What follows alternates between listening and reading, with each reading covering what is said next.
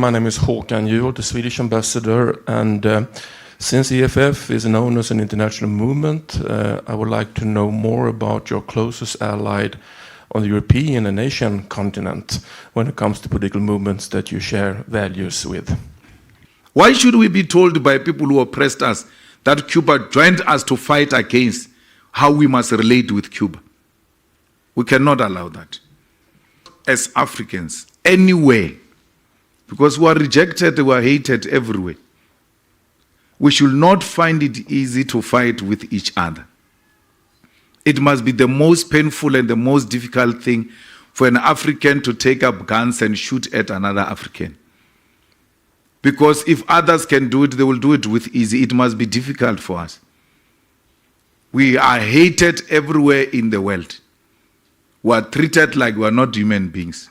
Why should we treat each other like that ourselves? That's why the EFF here in South Africa is told every time that we won't vote for you because you want foreigners in our country, you protect foreigners in our country. So be it. We're not going to kill Africans in exchange for votes. I will rather stay at home in the villages because that is not just us.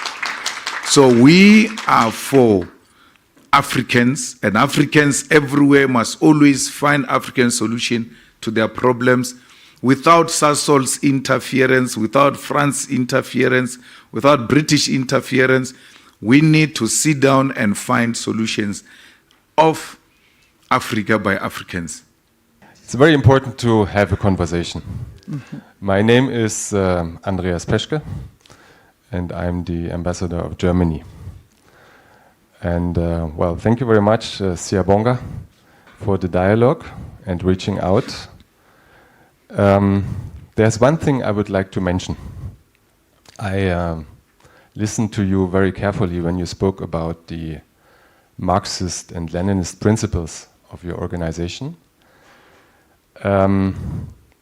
Some here in the room would know I grew up in a communist country.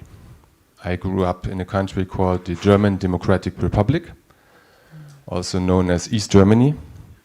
So I had a first-hand real experience of really existing socialism. And so we had all these Marxist theories. I read a lot of Marxist texts at school. We always had Marx, Engels, you didn't mention Engels, and Lenin in our rooms as the guiding figures. We had nationalized everything.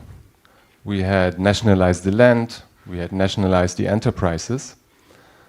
But then after 40 years, we woke up and we realized that it didn't work.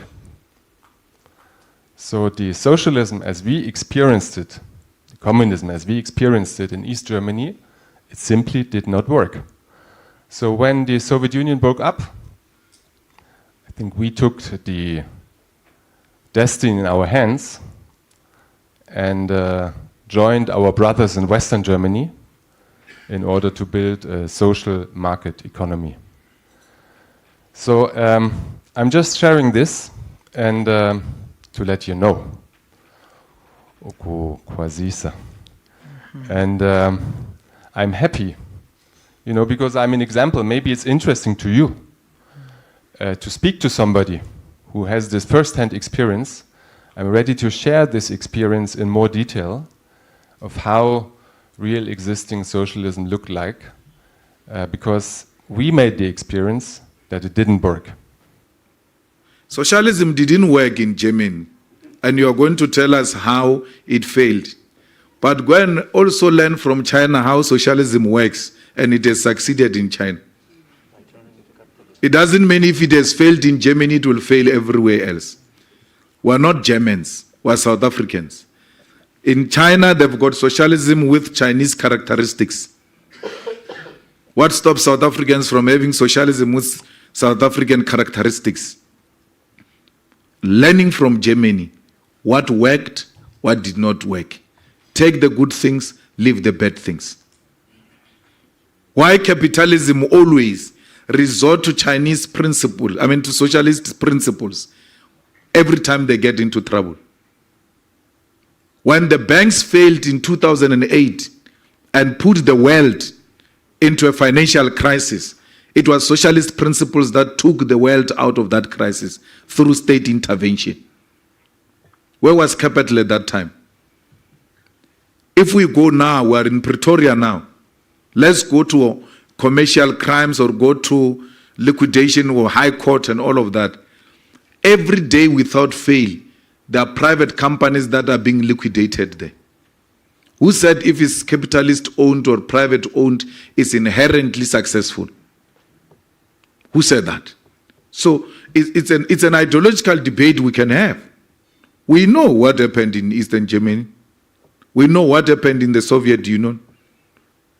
We know what's happening in China. We know what's happening in Cuba.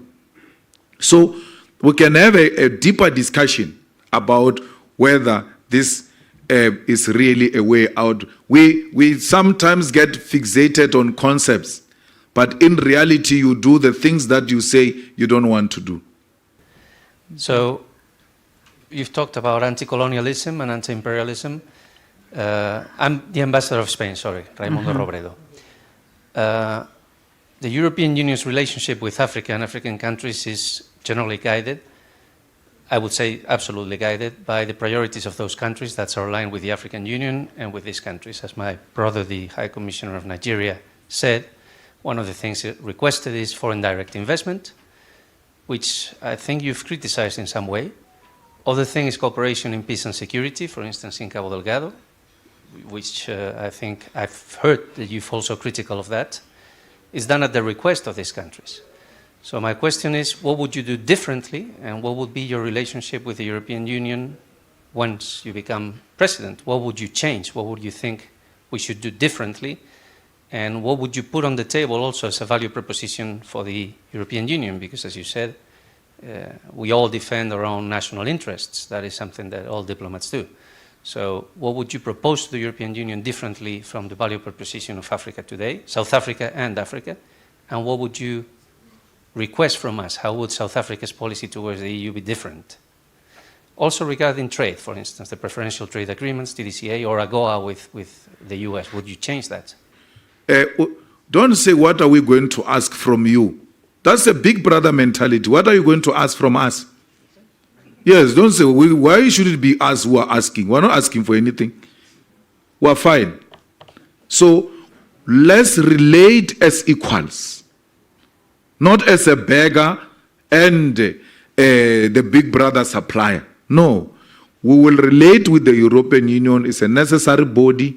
We'll relate with it, we'll respect it, and the respect must be mutual, and will engage on what is in the interest of our countries, not what is in the interest of the European Union.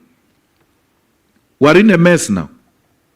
We've decommissioned our power stations because countries like the USA, like the UK have said to us, no, do away with these things. We are going to introduce green energy. Here's the money and all of that. People took the money. There is no electricity today. So we ought to relate as equals so that no one imposes their ideas on us.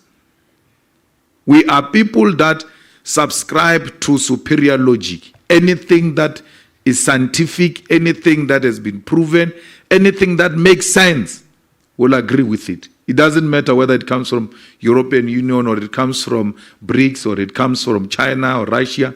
No, we will not agree with anything that seeks to belittle us and make us look like we are beggars in this kind of a relationship. So that's the same with AGOA. You can't use AGOA to threaten us in terms of our sovereignty and our foreign policy. That if you are going to bring Putin here and not defy, will do away with AGOA. You can do away with AGOA. We remain with our sovereignty. Should you strip us of our dignity because we are desperately looking for AGOA? That our foreign policy is now determined somewhere else. Which nation can be proud of that? That our foreign policy is determined somewhere because we are beneficiaries of AGOA. It can't be correct. Let's trade and have those benefits of AGOA out of mutual understanding and respect for each other's sovereignty and foreign policy. Not, look, economic integration, trading partners, developmental concepts, we embrace all of that, but it doesn't mean we're ideologically naive. We're not ideologically naive, we're political. And therefore, if we're to trade with the USA or to trade with the UK, we trade from a perspective of knowing that we don't share the same ideologies. When you approach them, you know these ones are brutal. I must not sleep on the job. They are not friends. Botswana did it now, where the BS just wanted to change a diamond deal, and all of Botswana said it's not going to happen. You are going to trade here and do diamond here on our terms. Botswana screamed, DBS screamed, kicked, did all manner of things. If this thing is not signed by when we leave, they said you can go. But yeah, we are going to sign the deal on our terms. DBS went back and signed.